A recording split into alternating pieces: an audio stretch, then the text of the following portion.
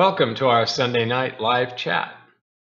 Every Sunday, we take a deep dive into learning how to live an optimal life, how to manifest your full human potential.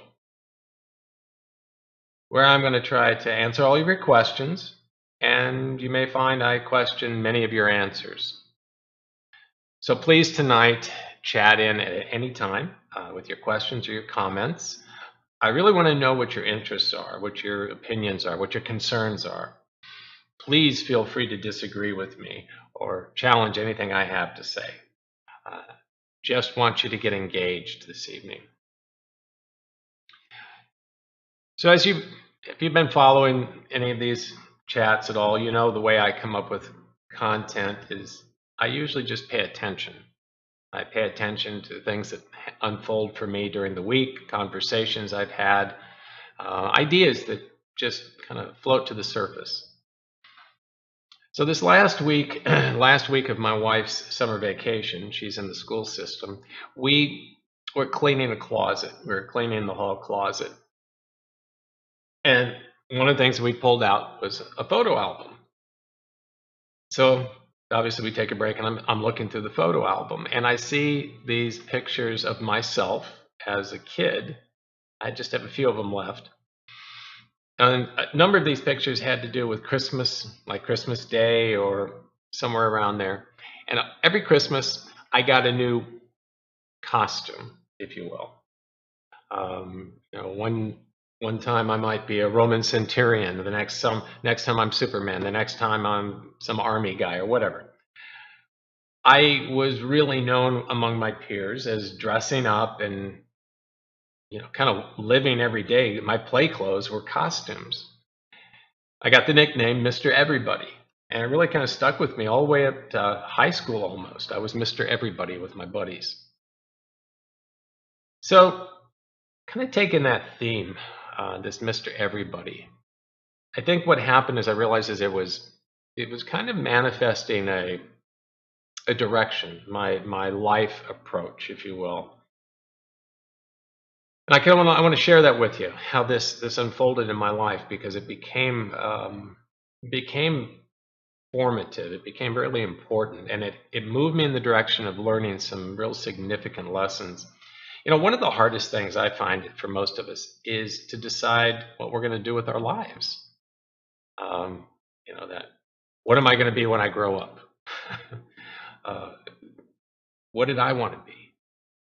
Well, some of my buddies, some of my friends, they seem really clear. I had a good friend of mine. He knew he was going to be a lawyer from day one. I had another guy actually who was going to be a dentist.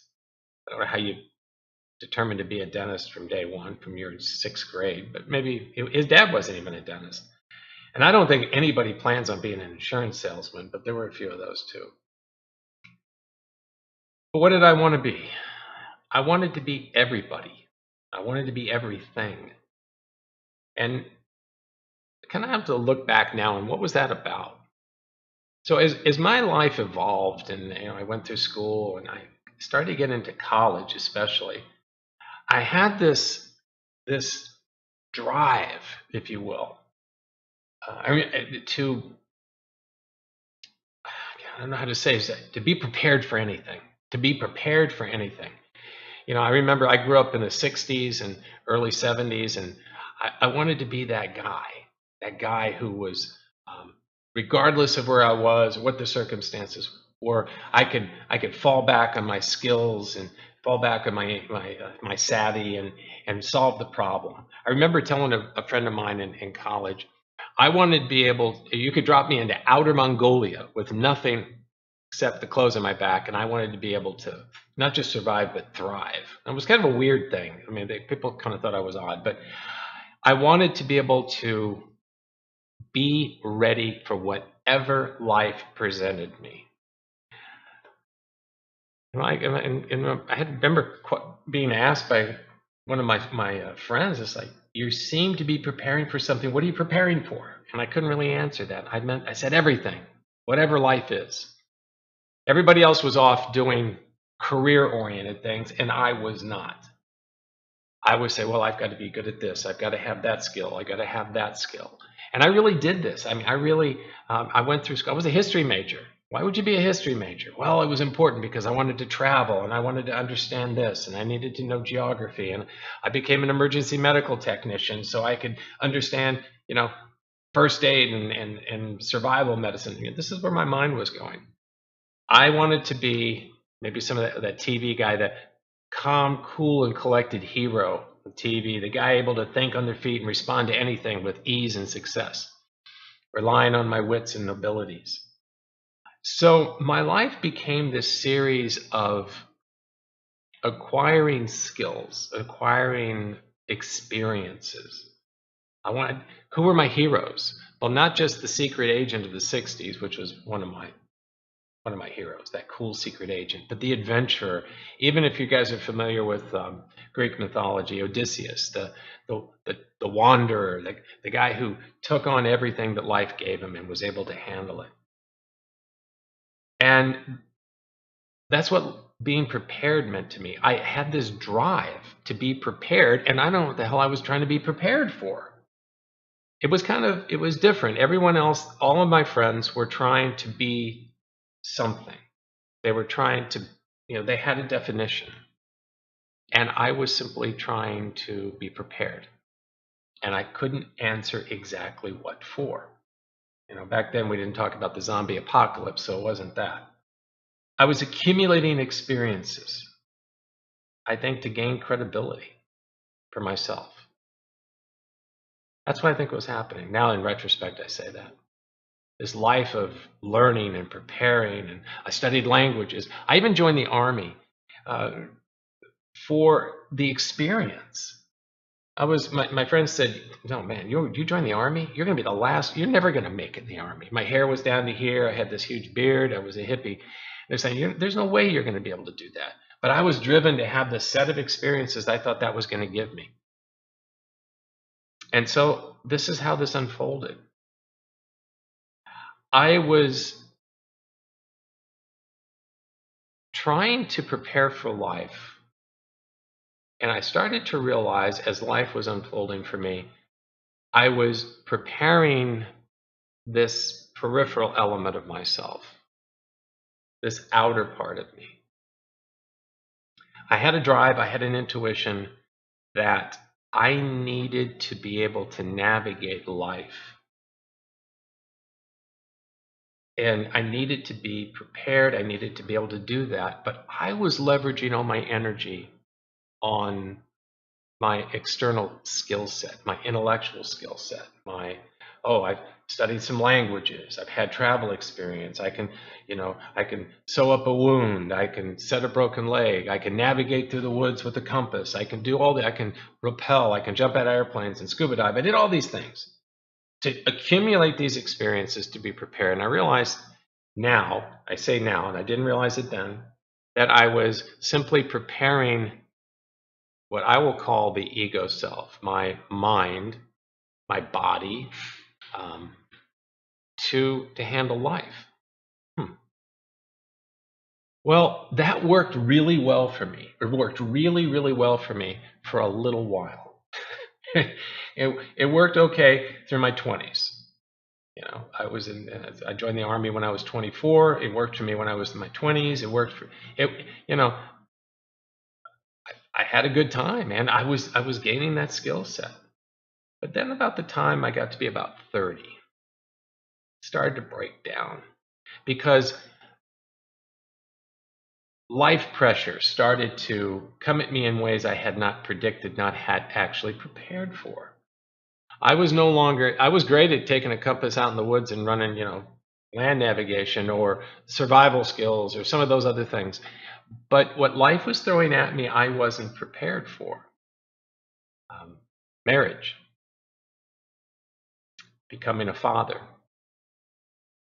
Stuff started to happen. Stuff started to come at me. And I really started to realize all this preparedness for life and what I prepared for never challenged me. I prepared for the wrong battle, if you will, or the wrong adventure. I thought it was going to be this, and all of a sudden life throws me challenges that I was ill-equipped for. I realized which is the actual title of, I put in the email tonight.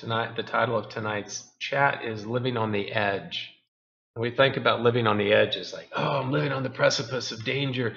No, I'm talking about living on the edge of my life, on the periphery of my life, on those real peripheral elements, developing those skills and those abilities that have to do with the external elements of the external part of myself, where that spin and chaos of events happen.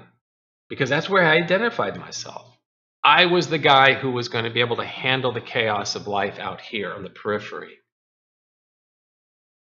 But I realized that when life started to really unfold, when I really started to get into what I'll call that crucible of life, which I call in that, I say the folks that we say now are millennials, or maybe some of even the Gen X, that 25 to maybe even 40-year-old age group, the crucible of life, where you're really under the pressure, where you're really,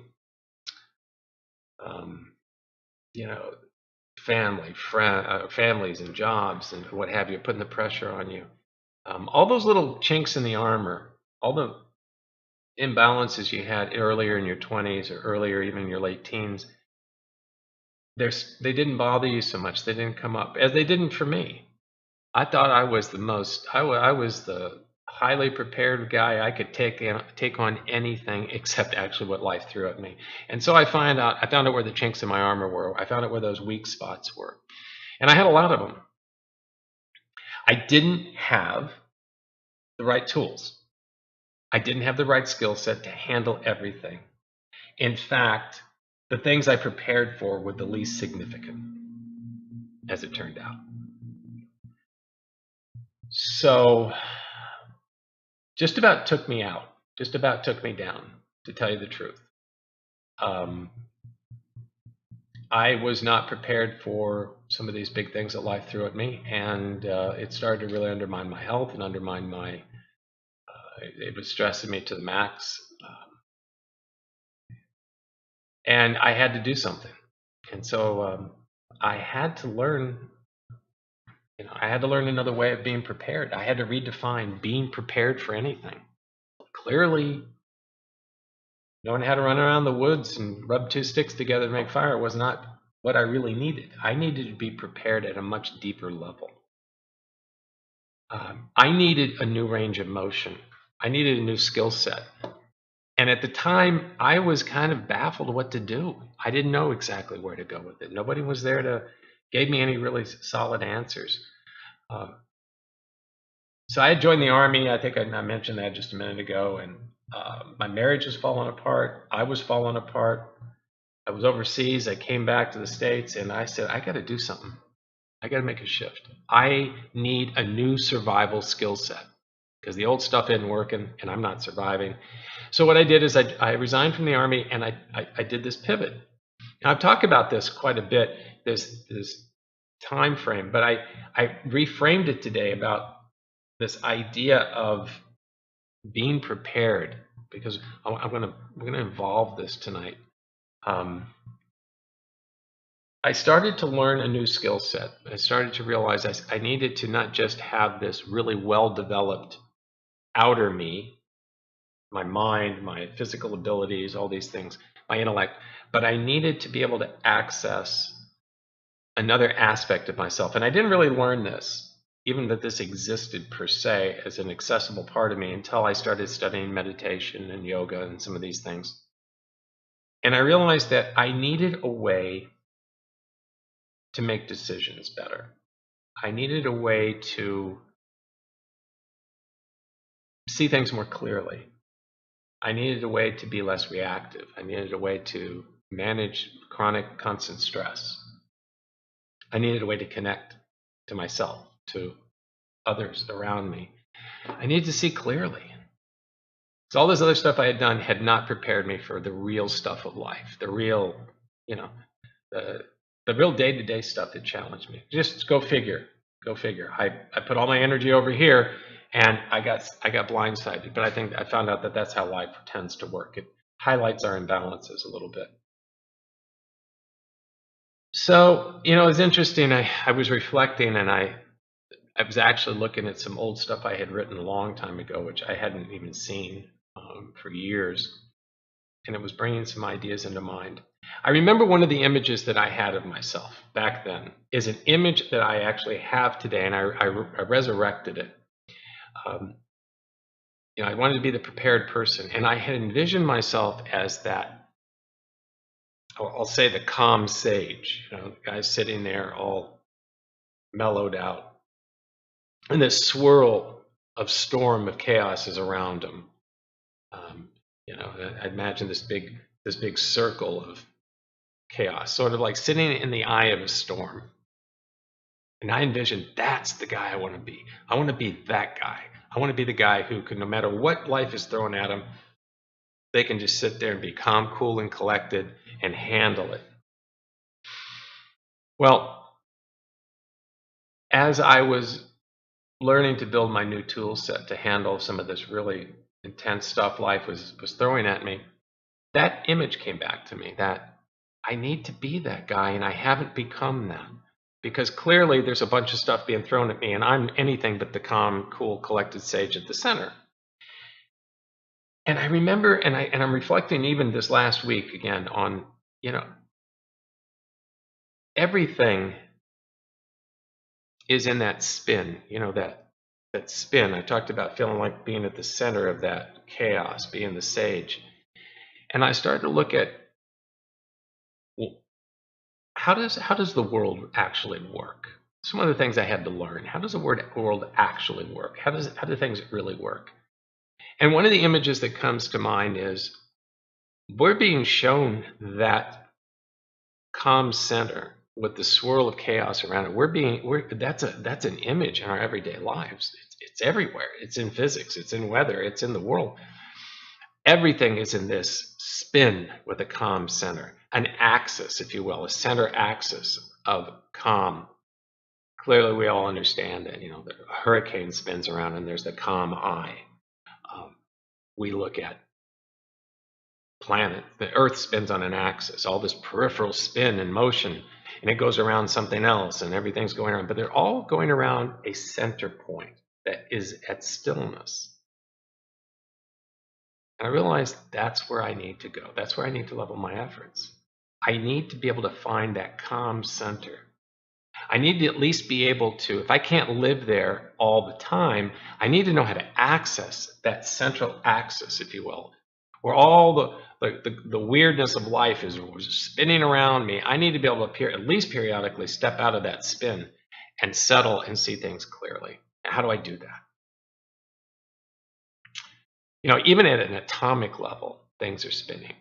Even not only the atoms in our body are spinning, and the atoms in everything are spinning, but the electrons and the neutron, everything's spinning around the nucleus. Everything is in this rotational movement with a calm center. So, okay. How do I find that calm center? So I had that picture in my mind from way, way, way back. And it's still there. If you actually go to my webpage, I talk about that, that was the image. You want to be that calm sage at the center of the storm. So being able to access that calm center, I think, is a natural direction for all of us. And I came to find out that, believe it or not, finding the calm center is the ultimate direction of all the wisdom traditions of the world. And as I started to open my studies and now trying to prepare myself in another way to be prepared to be dropped into outer Mongolia, if you will, figuratively, I realized I had to go and I had to be able to access that calm center. So I went out and I studied, I practiced, and it took a long time. From the time I left to the Army to the time I actually started making really significant movement was over 20 years. It was 20 years of my life I was on this journey. And what it brought me to understand is this, is that I talked earlier about that peripheral part of me that I was developing, overdeveloping, was that what I've learned to call is the ego self, which is an important part of who we are. It's our mind, our body, our emotions. It's how we navigate the world. That's a very important part. We have to have that. We have to develop it. I wasn't totally wrong by developing that part of myself. I just overdeveloped it. I thought that's all that I needed to do. But I realized that there's another part of me, that calm center, that needs to be accessed and developed. At least it doesn't need to be developed. My awareness of it and my access to it needs to be developed. And that's what we often call the authentic self, or the observer part of us. And I realized that, okay, these traditions, as I was studying, these wisdom traditions of the world are telling us, yeah, that's what you got to do. You want to be able to handle anything life gives you.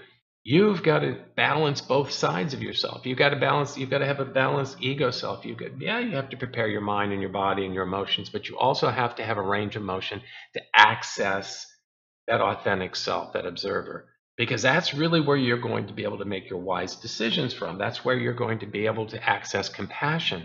Oh, okay, so how do I do that? I remember my first experience with this, what we call this perennial philosophy. And this perennial philosophy is, I think Aldous Huxley coined that word. But basically, it's the realization that all the wisdom traditions, and I'm talking about things like all the major religions, all the spiritual traditions, they all have this thread of meaning, this thread of understanding that there are these two parts of who we are, the ego self and we call the authentic self, or the observer part of us. And that changeless part of ourselves is the authentic self. And our direction in life, in order to live an optimal human life, remember that's the purpose of what we're doing here, to live an optimal human life, we've got to have a range of motion. We've got to be able to access fluidly the authentic self and connect with it, and be able to jump in there and sit in that perspective, sit and see the world through those eyes, in order to see things clearly and handle things as they come at us. Otherwise, if we're working out the ego self, we're working out just out of fluctuating emotions and thoughts. So the way life works, though, is that for most people, and I think this is just the way the human condition is we spend a good, maybe half our lives, and I'm walking, living, breathing example of this, at a good half of your life developing the ego self, developing your mind, your thoughts, your emotions, getting your education, getting your training. And if it's a well-directed education, if it's a well-directed and orchestrated approach, you're made aware of the authentic self and progressively learn how to tap into it. Well, I didn't. I just, as most people, we spend at least half our lives thinking that the ego self is everything, until we're presented with some real challenges and it falls apart on us. It doesn't give us all the answers. But yeah, we do. We prepare ourselves probably for the first half of our lives developing the ego self.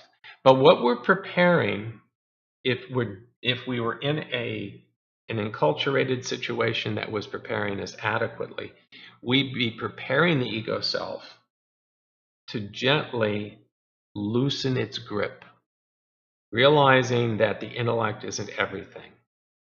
It isn't all who we are. We are not our brain. There's a book, I just did a book review on this book that's been out for quite a while. You're not your brain. We're not our brain. The brain is a tool. It's a tool, it's an organ that navigates certain realm of experiences. It navigates a certain field of consciousness. The ego self is not wrong, but it's limited. It sees a certain range of things. It's like some people only see certain colors. Certain animals only see certain colors. Other animals see a whole different array of colors. They're not wrong, but they don't see the full picture. They don't see all of the colors that are available. Well, the ego self can only perceive things in the physical world. The intellect can only perceive a certain range of things in a field of consciousness, whereas the other part of us, that other field of consciousness, the authentic self, has a greater range of motion. It can see other things. It can perceive other things that are not in a limited realm of time and space flow. Now, I don't want to get into a huge discussion right there because I want to move into another idea here. But this philosophy, this perennial philosophy, is like, yeah, all these traditions are trying to teach us the same thing. Yeah, Doug and everyone else, maybe, you've been over leveraging your efforts to be prepared for life by just trying to develop your mind and your skills and those kinds of things. Let's get over here now and prepare yourself to be able to do something more, something in addition to, not exclusive, but in addition to. We need to have this ability to pull out of the spin of the flow of our lives, if you will, and step into that calm center and see that spin and be able to assess what is going to be the wisest, most compassionate action. You know, it reminds me, I take my granddaughter over to the park, and there's, I don't even know what they call them now. I don't know what it's this spinning disc. It's like a carousel, and it's got the metal bars on it, the handles. And the kids get on the outside and they run and they make this thing go really, really fast, and then they jump on it and hold on to the bars. And I remember that when I was a kid. And I remember on the outside of this, it's like, whoa, I'm really holding on. But if you can slide yourself to the center, you see, there'll be a kid every once in a while who's just sitting at the center of it, cross-legged, hardly affected by the movement of this thing, while everybody on the outside is holding on for dear life because the centrifugal force of this thing is moving. But you can slide to the center and then come back out. You can slide to the center and come back out. And it's a different experience. You ever been on one of those? Yeah, so you know what I'm talking about. I'm talking to Rob here. He's my producer. And I don't know, that image came to mind, whereas outside of the peripheral, of all that spin of an energy out there, you're holding on for dear life to stay on, and you can just slide in the center and just sit there, and you see the kid who finds that out, and they're just, I'm here. Well, that's what we're looking for. So I'm going to go back now to where I was talking about in the beginning. One of the hardest things in life, I think, one of the biggest challenges, and we're always, I think most people are even sometimes to their deathbed are asking, what am I supposed to do with this life? You know, what am I supposed to do? What's my purpose? What's my meaning? what do I want to be when I grow up? We ask it in different ways. So through the training I've had, I get exposed to this word, and I'm sure those of you who are listening tonight probably are familiar with the word dharma. It's D-H-A-R-M-A, and it comes from the Sanskrit. And it's a word that's now become kind of familiar in our culture. And dharma, what's my dharma? You know, if anybody studied yoga or Buddhism or some of these meditation techniques, actually, there was even a sitcom where one of the characters, her name was Dharma. Her parents were hippies. Well, anyway, so what's my dharma? And now dharma, this becomes really important here. This is because our dharma is like, what am I going to do with my life? How do I prepare for life? What's my mission? Well, remember that I said the perennial philosophy says that our mission in life, our purpose of life in general, is to connect with this authentic self. But I think we need to expand that a little bit, really understand what that means. Because I think if we understand this one word, if we really understand how this works, how the world works, if we understand Dharma at its levels, first of all, it's going to make your life a lot lighter. It's going to take a lot of pressure off of you. So I see it as there's three levels of this idea of Dharma. First of all, there's the big version of it. What the universal Dharma? What is it? It's the way the universe flows. It's the flow of the universe. It's how it works. I like the word blueprint. It's the blueprint of everything. It's the blueprint of the universe. It's the way it works. There's all the traditions talk around it. Taoism calls it the way or the Tao. Um, some people call it the kingdom of heaven. Some people call it other things. But anyway, we call it the universal Dharma. It's the way things work. The Dharma is a flow. If you think of it as a flow, if you think of it as an aligning force, okay?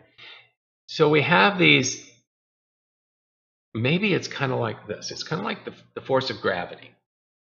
Gravity is a force. You don't see it, but you see its effects.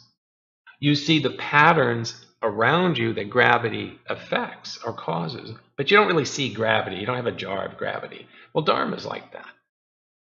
So you know what happens if your body is not aligned, if you're not lined up anatomically with the force of gravity, if you're kind of distorted or lopsided, if you're not lined up with the force of gravity, how do you feel? You feel heavy. You feel maybe in pain. You feel lopsided. You feel awkward or gangly. The more aligned you are with the force of gravity, the lighter you feel. The easier you go through life. You can move more easily. You have greater range of motion. I think you all can sense that, have some sense of that. Many times have that lopsided feeling. And I think that when we have those momentary times of being physically aligned, all of a sudden, wow, this feels differently. I feel lighter. It changes my mood. It changes my emotions. It changes my perspective. Okay, well, Dharma on a grander scale is the same thing. It is an aligning force for your life. Look at it that way. When you're moving your life, you're living your life in alignment with this flow, the blueprint of the universe, you tend to move more freely. Okay.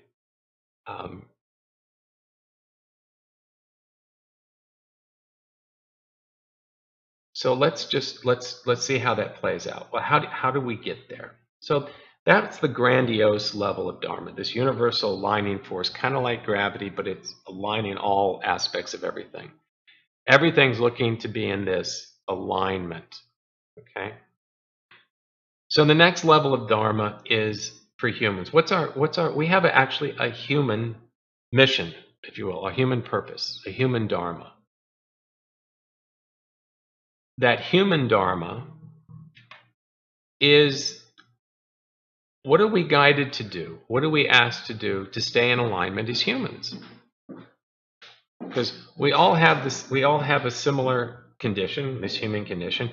What are we asked to do as humans to stay in alignment? This is our human Dharma. And our basic human Dharma is this.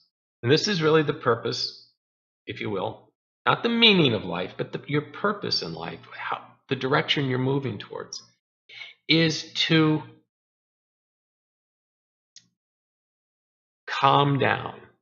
Some people use the word die to or kill those parts of you that are not in alignment with Dharma, those imbalances in ourselves.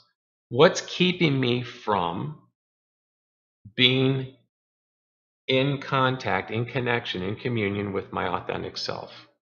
When I'm in communion and contact with my authentic self as I need to be, I'm in alignment with Dharma, with my life purpose, my Dharma. What's taking me away from that? It could be chronic anger, chronic fear. It could be stress. It could be all sorts of different things. And resentment, non-forgiveness. It could be a lot of different things are keeping us from connecting to the authentic selves and being in alignment with that flow.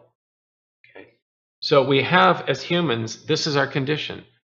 We're trying to connect with the authentic self. We're trying to balance the things getting in the way of that. That's balancing the conditions of the ego self. All right, so that all of us, we got the same mission. Connect with the authentic self, calm down the fluctuations of the mind and the emotions, those things throwing us off track. All right, so universal Dharma, human Dharma, now at a personal level. It comes right down to this is where people kind of get really confused. What's my Dharma? What's Doug's Dharma? What's Rob's Dharma? What's your Dharma? What's my Dharma? This is where people start to get, I've got to choose my Dharma. I've got to choose my calling in life. So we tend to equate it with what do I get my degree in? What career do I pursue? This type of thing. That ain't it. You might at some points in your life, and if you're really, really super lucky or however it works, you might find that your job does align with, on a regular basis, with that your personal dharmic purpose, if you will. But for the average person, how we make money may have nothing to do with how we pursue our individual dharma. And what does that mean? Pursuing your individual dharma. Basically, if my mission in life is to connect with the authentic self, if my mission in life is to stay in alignment with the universal dharma, what have I come into life with? What are my conditions? Every one of us is unique. Our life conditions, our upbringing, our physical abilities, our mental abilities, our talents, our skills, our imbalances, our weaknesses, we're all different. My individual dharma starts with, how do I take what I have right here, the composite of me, and how do I mold that? How do I navigate that to connect with the authentic self? I have certain abilities, I have certain obstacles. I have my own set of things to navigate. How do I use that to move towards that human dharma of connecting with the self? Because that, remember, back to the beginning of this talk tonight, that was what I was missing. I was overdeveloping the ego self, and it threw me out. It didn't prepare me. Now I was like, okay, I had to understand these things. I had to learn how the world, how the universe, how this stuff worked to actually be prepared for life. And I had to understand these levels of dharma. And so to prepare for life, I had to understand to be prepared, I need to be working towards this alignment with this flow. I needed to be working towards my human dharma of navigating and calming down my imbalances, really chipping away at those and creating balance in the ego self, in my emotions, in my thoughts, in the body as best I can, so that I can freely access the authentic self. So my life, then, my personal dharma rather, becomes one of identifying how I leverage what I've got going on right now. Look at me, I've got this certain body, it's got certain abilities, I've got this mind, it has certain abilities, certain talents, certain obstacles, certain imbalances. How do I navigate those? What decisions do I make? How can I better apply my life, my actions in my life to get into that flow? Now, the key, the number one, I want to say deal breaker, but deal maker for me was this, is that your dharma isn't, I realize I've got this great idea of who I am. I know what I'm good at. I know what I'm not good at. And I'm going to be that. And that's going to be my dharma. But that's exactly the mistake I made. You don't prepare that way. Because life doesn't unfold itself like that. It unfolds itself moment by moment. Your personal dharma is decisions you make every unfolding moment of the day. I can try to be something in the future. I can move in that direction, but I have to hold on loosely to that because it may or may not come to fruition. As the day unfolds, I'm being asked to make dharmic decisions every moment. I'm asked to make a decision in this situation. Is this moving me towards balance? Is this moving me towards balancing, staying in the flow of Dharma, or is this moving me away? Because if I'm blindly heading towards this goal that I've set for myself, I may be making damaging decisions all along. Dharma, therefore, you cannot make a mistake in the sense of, oh, I got the degree, I got a degree in the wrong thing. I pursued a life of wanting to be a dentist, and I don't like being a dentist. My life's a mess now. I'm ruined. No, you're not, because your dharmic decisions are every moment. You can start right this moment and start bringing yourself back into balance. It's not what you do for a living. It's how you make your decisions every moment. You know, even Joseph Campbell, I used to think that this was a brilliant example. He said, you know, one of the travesties is the person who climbs the ladder of success, finds himself at the top of the ladder of success, only to find that their ladder's on the wrong wall. What a travesty that is. And I say, you know what? No, I disagreed, Mr. Campbell. It's only a travesty if you don't recognize you're on the wrong wall. Because life is about pivoting. Life is being able to pivot. That's what I realized, is that staying in the flow of Dharma, making those moment-to-moment dharmic decisions, is about being able to pivot, being able to make those changes. It's about the small things we do every day. The small decisions are the ones that are the most impactful. And regardless if you come to this conclusion, you know, I've spent 20 years trying to be this and I don't want to be it anymore. I'm going to tell you, I don't know anyone, I haven't met anyone who's reinvented themselves more than me. I have made more pivots in my life and stumbled, but I have reinvented myself over and over again, doing different life pursuits. And it was a point of issue for a while until I realized, no, it's not. It wasn't, because my ladder's not been on the wrong wall. I was just done climbing that ladder. Now I'm going to pivot and try another thing.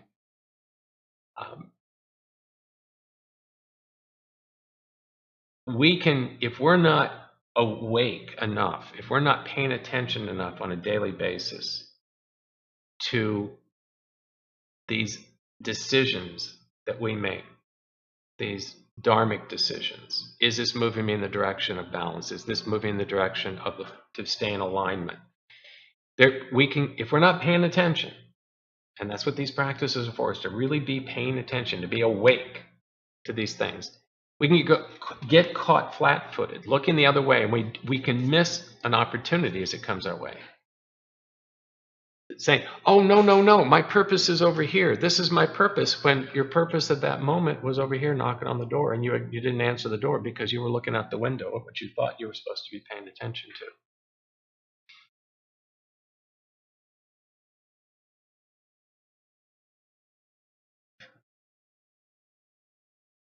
Reinventing ourselves. If you don't reinvent yourself, if you're not willing to reinvent yourself, then you are possibly stuck. Possibly. I grew up with a couple of guys, two of my best friends, who started off, one was, I think I told you this, one was one was going to be a dentist, one was going to be a lawyer. They were convinced in, I don't know, grade school that that's what they wanted to do. And that's what they are doing to this very day, and they're happy guys as far as I know. Others are like myself, maybe not quite as much as myself, but like myself, have gone through life, and we've made, oh, I need to pivot. I'm going to move. I want to be this, but guess what? Life circumstances come up. I was going to be, let me tell you what, I was going to be a professor, history professor. I went through school. I had an internship set up to be an assistant, to get my master's degree, a teaching assistant, and all these kinds of things. My dad had a heart attack, lost his job. I had to quit school and help family. Put me on a whole other track of life. I pivoted. That was kind of, I didn't have to. I chose to. It was the life called. It was a dharmic decision I made. Kind of at the time, I wasn't calling it one. I wasn't that cognizant.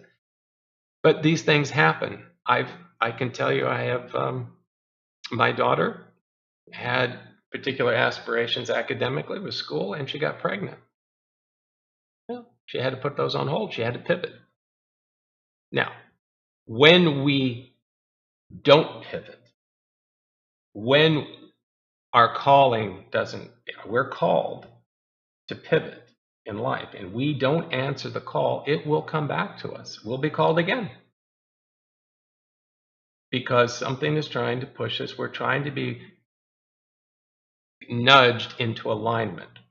If we stay stuck in what we're doing or how we're thinking, sometimes it's being stuck, sometimes, then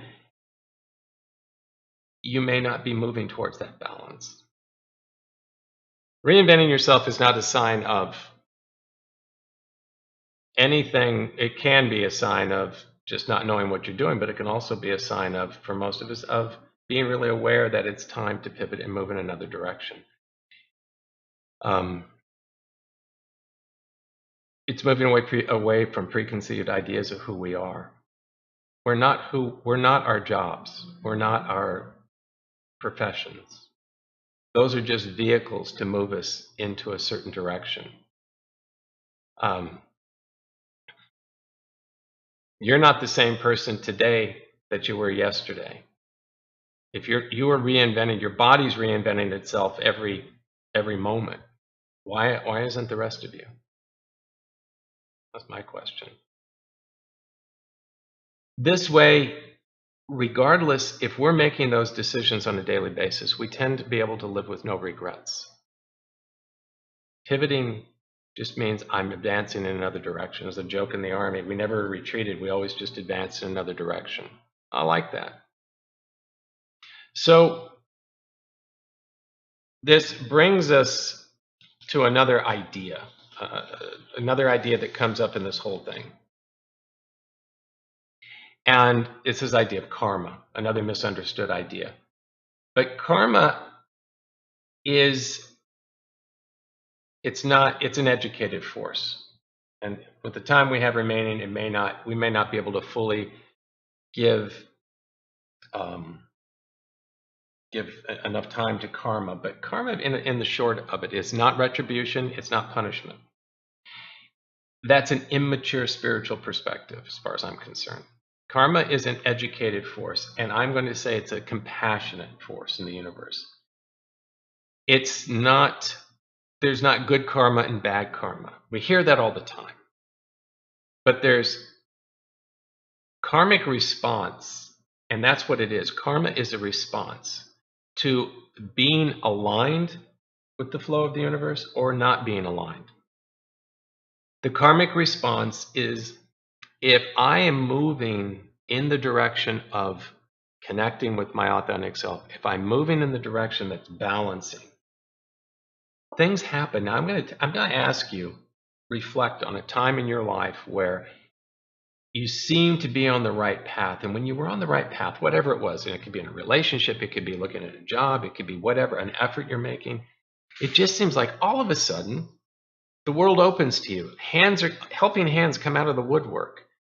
And all of a sudden things just happen with more ease. The world steps aside and it lets you do it. Now, I'm in the middle of that right now, to tell you the truth. I'm in the middle of that right now. I have more people helping me. People are doing things that are helping me do what I'm doing here right now and some of my other efforts.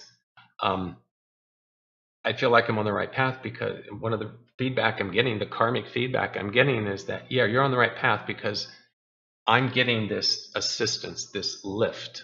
All right. Now, I've also been in places where other times in my life where that karmic response was kind of, I was pushing against that alignment. I was trying to do something that was not balancing for me. And I got pushed back on. Like I'm trying to go against the flow and I get pushed back. That pushback is going to be sort of commensurate or proportional to the amount I push. If I'm really pushing against what is balancing for me, what's good for me, but I'm going to really bully it, well, I'm going to get pushed back with the same amount of force. This is the karmic response. What is it doing? Karmic response is nothing more than the universe trying to keep you on track, trying to keep you aligned, trying to keep you awake and paying attention. It's not punish you for bad things or not rewarding you for good. It's saying, look, If you go in alignment, it's easier. Do you feel that? Do you see that? If you go against the grain, it's harder. If you're moving in the direction that's imbalancing for you, do you see what's happening? Pay attention. And I say a compassionate universe. If it wasn't compassionate, why would it matter? What compassion is the nature of the authentic self. It's the nature of the universe. And I've got people say, wait a minute, wait a minute, wait a minute. I can pick up the newspaper and show you that it's not a compassionate universe. Look at all these people. Look at all the starving and the starvation and the disease and the political stuff and the wars. Those are people who are not being compassionate, using their free will. It's not the way that the universe works. And you see that when this action is moving out of balance with the flow, with that universal dharma, it results in pain and suffering. Now, I have a friend of mine, Jamie, who's in recovery for alcohol abuse, and he's always said that in AA they talk about they use God. I'm using the word universe, but they're using God. So first God speaks to you in a whisper. If you don't pay attention, it'll then speak to you in a roar. And if you don't pay attention to that, then you get talked to with a 2x4 upside the head. And I think that that's what we're looking at. This is the karmic response. It's gentle until you're pushing at it in a non-gentle way. So to kind of sum this up, my life journey has been one of this innate sense of trying to be prepared. I wasn't even a Boy Scout. I don't know where that came from, but I was trying to be prepared for life, and I was preparing myself, over leveraging my preparedness with the skill set that was, all about the ego self. Not that that was wrong or bad. I mean, those skills are great, but I found that they were not enough when other things in life started to challenge me. Learning how to do some of these things that I learned how to do didn't serve me when I had to deal with some of the bigger stuff, with death, or with a birth, or with a new set of responsibility, or new roles I had to assume. I had to redefine what preparedness was. I had to learn how to access and to develop my ability to access another part of myself, that authentic self, that observer part of me, to connect with that. That made me ultimately prepared. And I had to learn how to get to dance with and to balance my use of the ego self tools, the mind, the thoughts, the emotions, my life situation, the body.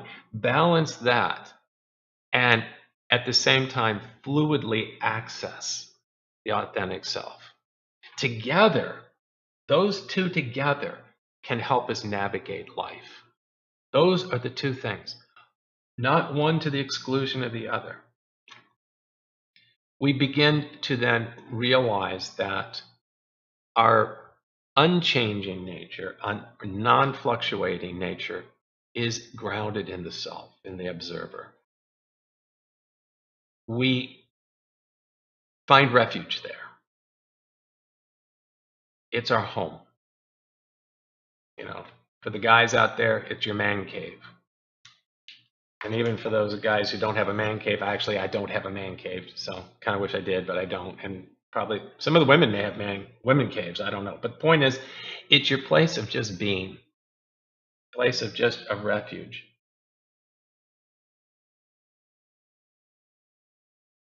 So I want to ask you tonight, I want to put something out tonight as we're coming to the end of this chat, is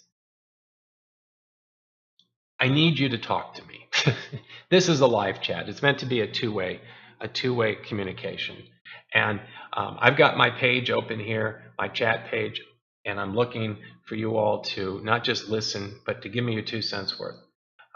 Just even give me a, hey, I'm here. I don't like what you're saying. I like what you're saying. I have a question. Here's my personal experience. Those things are great. What's your experience with this? This is a two-way format. That's why it's a live chat. Otherwise, we could just record this and have it as a video for you to watch, and it's a lecture Doug's given. But I'm trying to give you these. These are coming from my life experiences. This is how this practice unfolded for me in my life. I want to know what's happening in your life. How is this Have you run into some of these same kinds of challenges, these same directions? Anyway, this is going to be it is being recorded. This chat will be available tomorrow morning as a recording, and it'll be up there forever. If you didn't get a chance to chat tonight and you get a chance to give me your input, please go back to the recorded version and right there comment on it there. You can still comment on the recorded version. And I encourage you also to go to my webpage. It's warnerhealingguidance.com. You'll have an opportunity there to provide your email and get on my email list and get a written version of the 4-step path, which is a meditative system I created simply to do exactly everything we talked about tonight, to navigate the ego self and access the authentic self. That 4-step path is also available on one of the 50 videos I have on this channel. I encourage you after the chat is tonight or whenever you feel like it, is go to the channel and look at some of those videos. You might get some more clarity on some of the skills and the tools that you need to actually make some of this stuff happen that I discussed this evening. I do thank you for being part of this tonight. In the future, we do this every Sunday night. We have a different topic. I'm really encouraging you to jump in here and talk to us. Talk to me. Let me know what you're thinking. Again, if you get on my email list, I will be able to give you a kind of a sneak preview, maybe a little extra content during the week prior to the next chat, and you can something for you to chew on. I want to thank you again. Thanks, Rob, for helping me out.